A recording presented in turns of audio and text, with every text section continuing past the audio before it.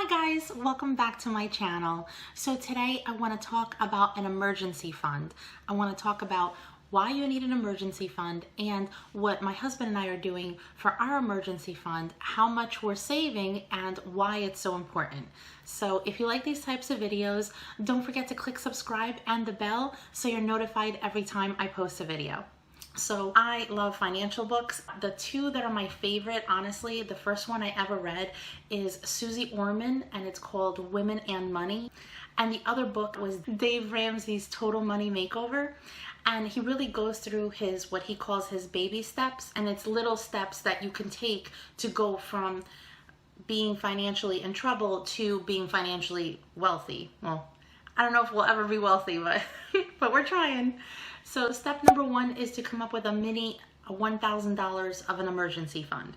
Now that's not the emergency fund that I always talk about at the end of my grocery hauls when I'm really happy that I saved like $45, $50, $60 off of my weekly grocery budget, and I say I'm gonna take that money and I'm gonna throw it at our emergency fund. We've gone past that $1,000 already. Step number two is to pay off your debt. Now that includes credit cards, IRS debt, auto loans, and anything, student loans, anything of that sort. And lucky for us, we didn't have a lot of credit card debt, thank goodness. I feel like I should knock on wood. But we did have auto loans. And I don't know how you feel about debt, but I felt like there was a cloud that was just negative and it was just over us. And I just couldn't wait to pay off that debt. And the day that I made that payment, which was December 31st of 2018, yes, I remember, before we even celebrated the new year, I literally went online, I did it, and I was like, yes, Happy New Year. So at that moment, I finally felt like that cloud was lifted and my husband and I could breathe, and it was just such an amazing feeling. We worked so hard for it. And again, being frugal and meal planning really helped us save so much money. And I have a ton of videos on meal planning and being frugal, and I'll link them at the end so you guys can click that if you haven't seen it.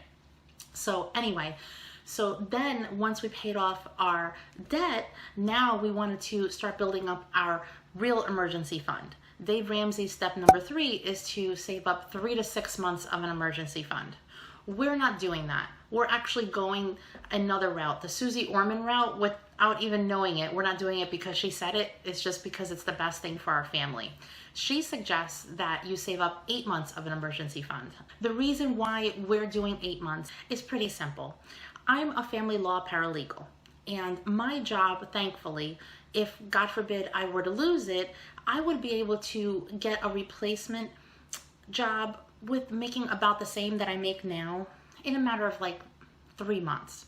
But my husband, he's in IT. And because of that, that field actually takes up to 8 months for him to get a replacement job making about the same money.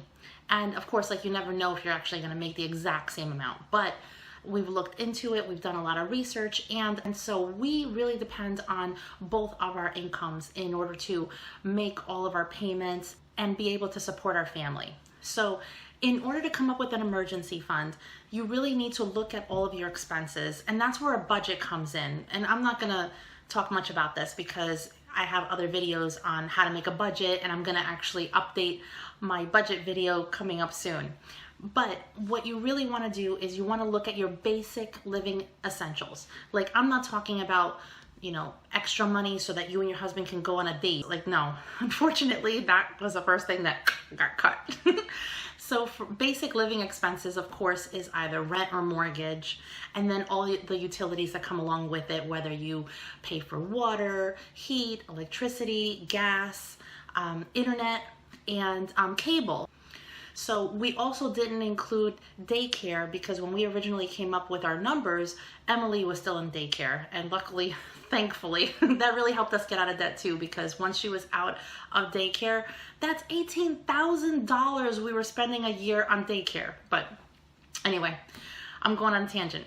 So we didn't include daycare, we didn't include aftercare or before care or summer camp, because the way that we looked at it was that's not an essential need, because if one of us had lost our job, they'd be home while looking for a job. Emily would be home with that person.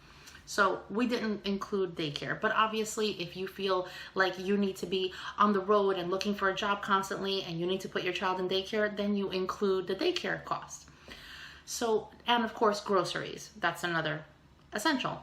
So what we did is we took our numbers and then we looked at 8 months.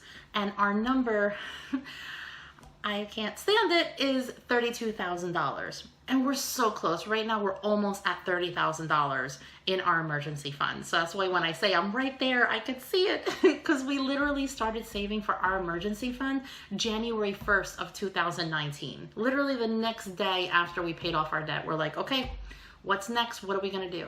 So we've really been frugal, and honestly, it doesn't affect our lives because we don't really spend much money. We shop for what we need, and that's about it. So since January 1st of 2019 up until now, we've been able to save almost $30,000, which is amazing because when you really look at it, you're like, how in the world did we do this? But Emily not being in daycare was a huge jump for us because that money went directly into our emergency fund. And that's a tip that I have for you. Once you have an expense that no longer is necessary, like daycare, instead of just assuming, okay, well then I'm gonna take that money and I'm gonna throw it at our emergency fund or I'm gonna put it in savings. No, you wanna automate it. So what we did immediately is I went online and I went onto our bank account. Now our emergency fund is a separate account, but it's electronically tied in with our checking. So we have a checking, we have a savings, and we have our emergency fund. So I'm able to go online and make an automatic transfer. But you have to know yourself when it comes to money, because if you're the type of person that just like you can transfer money in, all of a sudden you want to go shopping or you want to have an expensive date or something, and you think you're gonna transfer the money back into your checking account so you could use your debit card or your credit card, then maybe you should consider opening up a separate account in another bank so it's more harder for you to access those funds. And honestly, if I were like that, that would be the first thing that I would do. I would open up an account with a completely different bank because I know that if I have to get in the car and drive to that bank and take out my debit card and put it in the machine, I'm gonna feel lousy. And by then, I'm just gonna turn around and come home. So if you can't trust yourself when it comes to that and you wanna make it more difficult to withdraw it, that's a suggestion that I have for you. But anyway, so we are really close to topping it. But of course, just like life happens, we had an emergency in our home where we are gonna have to dip into that emergency fund. And is it gonna hurt because we've been so close to topping it? Of course, but it took us less than 2 years to come up with $30,000 for our emergency fund. So honestly, if we have to dip into it a little bit because of the emergency that popped up, and I'll talk about that in a little bit, it's not gonna feel that bad. Had we been 2 years ago beginning to start our emergency fund and then had this emergency happen and then have to go into debt or put it on a credit card, that would be the worst feeling because it took us so long to get out of that debt. And it felt so liberating to now no longer have it. So to go back into debt because an emergency happened, that's why it is so important to have an emergency fund. Now, I'm not trying to tell you how much of an emergency fund to have. Even if you have, like Dave Ramsey says, $1,000 or $100, whatever you have and whatever you're able to set aside, I really strongly suggest that you do. And now let me tell you what happened. I'm like, oh gosh, it's still going on. It's still going on. It's been months. So back in June, we were in the backyard. And the day before, we had a really bad rainstorm. And so I looked at the wall where the siding is in the back of the house. And I said to my husband, I'm like, why does it look like the siding is leaking? And he's like, oh, it's probably just the house draining because, again, we got so much water in that horrible storm.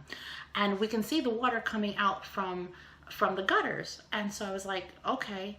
So literally the next day, our daughter Jessica is downstairs. It's like an entertainment room that we have in the basement.